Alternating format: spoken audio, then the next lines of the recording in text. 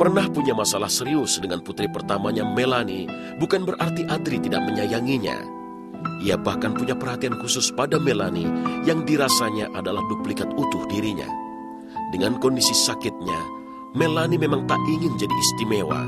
Tapi tak ada yang bisa seorang ayah berikan selain support penuh pada anaknya.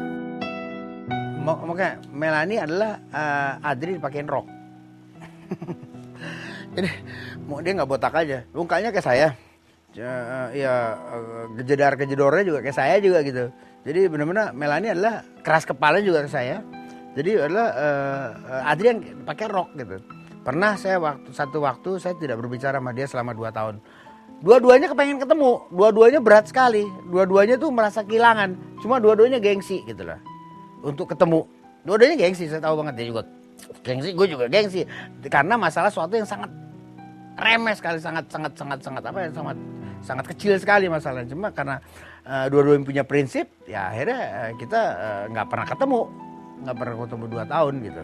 Akhirnya diketemukan oleh salah satu program TV, di satu program yang saya nggak tahu, tapi mereka ngeset supaya Melanie datang ke sana.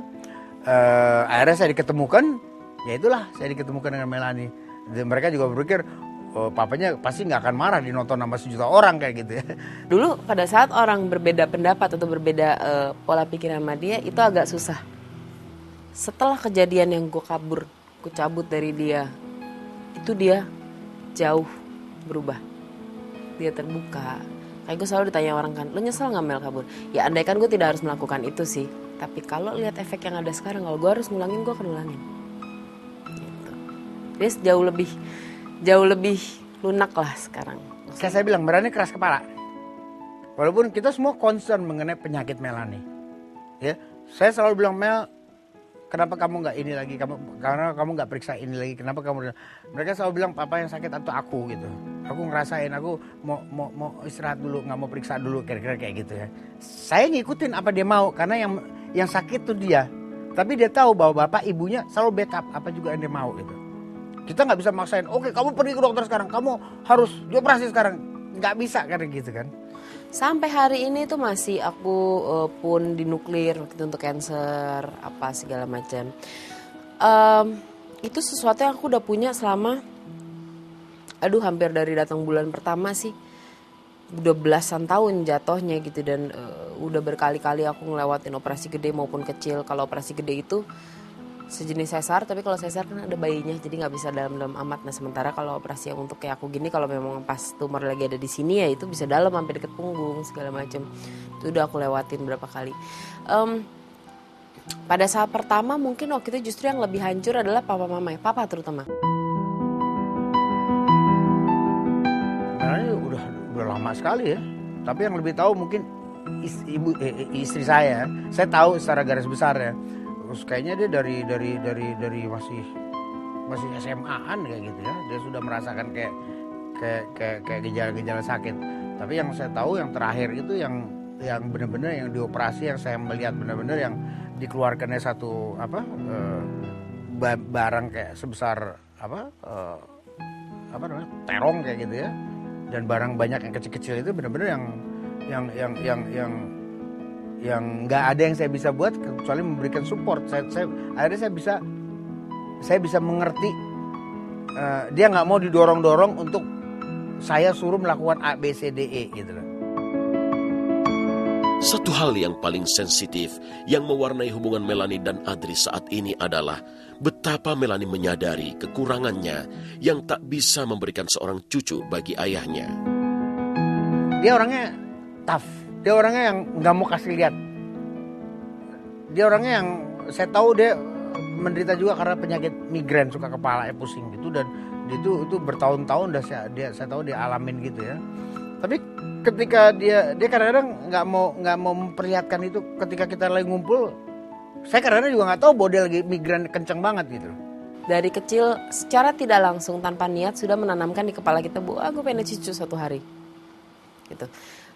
Jadi pada saat gue ngeliat dia lebih hancur, gue yang gitu kan. Tapi di satu sisi gue bangkit lagi dengan berpikir gue nggak minta ini, gue nggak salah. Itu yang bagusnya pada saat itu bisa gue tanemin di kepala gue sendiri. Gue tidak salah dengan tidak bisa karena gue tidak mau minta ini. Sampai sekitar 7-8 tahun lalu aku benar-benar divonis tuh nggak bisa punya anak. Bayi tabung pun gue nggak boleh kan sama sekali karena udah nggak ada tempatnya. Dan gue hidup dengan kasarnya sel cancer tuh standby gitu. Standby, salah obat sedikit tumor kan akan komplikasinya ke situ gitu. Dan baru 1-2 tahun yang lalu gue operasi gede banget. Itu ada tumor hidup di pinggang kiri gue 4 kiloan, ada timun suri di belah 2 gitu. Ya udah, papa setiap kali gue berobat, papa akan meluangkan waktunya untuk kebetulan gue selalu minta operasi di luar ya supaya nggak kalau di sini ribet lah gitu. Yang datang sekampung, yang gue dijenguk dia nangis, gue sampai bingung makan temen lo kenapa nangis gitu kan. Yang gue lebih ngerasa tenang di luar dan papa selalu bener-bener full di situ. Paling nggak dia udah bisa ngeliat gue berdiri aja. Memang dari dulu saya bilang pengen sekali punya cucu. Saya bisa ngerti sekali perasaan Melanie ketika dia tidak bisa menyenangkan orang tuanya, ya. Dia tidak bisa membahagiakan orang tuanya. Apalagi karena saya juga kadang-kadang ketika anak saya yang kedua Kristi mendapatkan hamil gitu, saya kan tanpa sadar saya senang gitu kan ya. Ya memang karena itu saya tunggu udah lama gitu. Karena saya lupa juga bahwa ini kalau saya begini mungkin Melanie bisa rasanya sedih kayak gitu ya. Tapi ya saya juga nggak tahu, itu semua adalah kehendak Allah ya. Ya, bahwa Melanie mendapatkan kesulitan ya. Di mana memang itu yang ayahnya bertahun-tahun harapkan untuk mendapatkan, dan adiknya mendapatkan kesempatan itu gitu ya.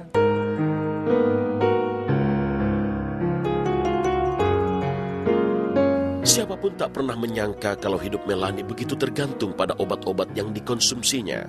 Penyakit telah menggerogotinya, tapi ia tak pernah mau dikasihani.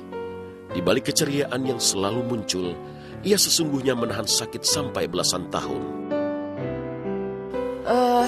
Belasan tahun sampai detik ini gue hidup dari obat kan. Ketergantung dari obat. Dan obat semua yang gue minum itu kan either langsung disuntik atau selalu berhubungan dengan darah dan hormon. Gue tidak akan pernah tahu kapan berat badan gue naik, kapan berat badan gue turun. Itu rasanya tuh kurang lebih kayak lo PMS tapi 365 hari selama berapa belas tahun terakhir.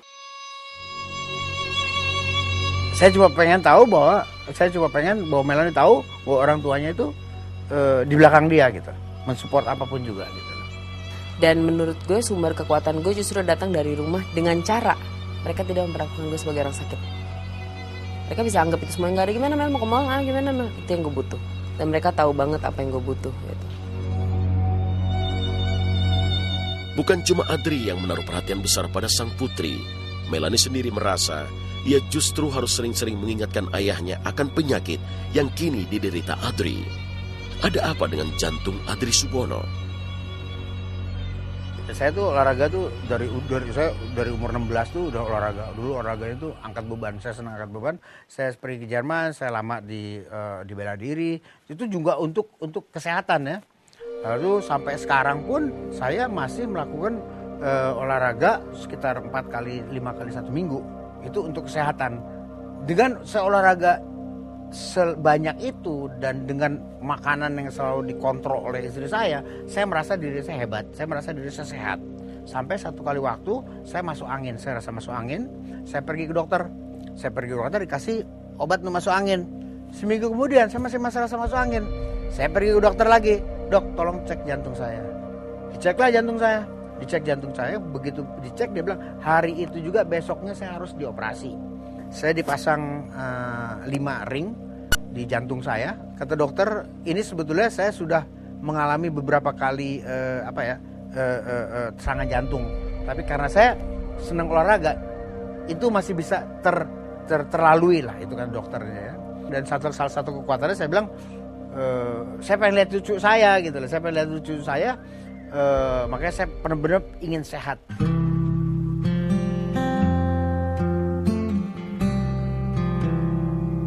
Perubahan drastis dalam memandang hidup kini dirasakan Adri. Pasca operasi besar pada jantungnya, ia mulai menyadari kalau fisiknya tak lagi seperti dulu. Peran Pak Habibie sang paman untungnya telah mampu menggantikan sosok ayah yang meninggalkannya.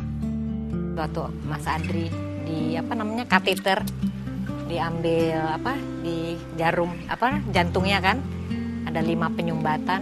Nah itu Pak Habibie tuh bener-bener saya baru lihat tuh sayang banget gitu ya, dari mesti jam 7 dia setengah 7 udah di Rumah Sakit Harapan Kita, dan nemenin, dia tungguin selama dikerjain itu kan ada berapa jam tuh, 3 jam dengan baju yang kan itu di ruangan yang yang pakai radiasi ya kan, jadi orang pakai mantel yang berat itu. Saya aja Om maaf ya saya keluar dulu, saya duduk dulu. Om berdiri terus di sebelahnya Mas Adri. Saya bilang oh iya bener ya, sayang sekali ya sama kamu.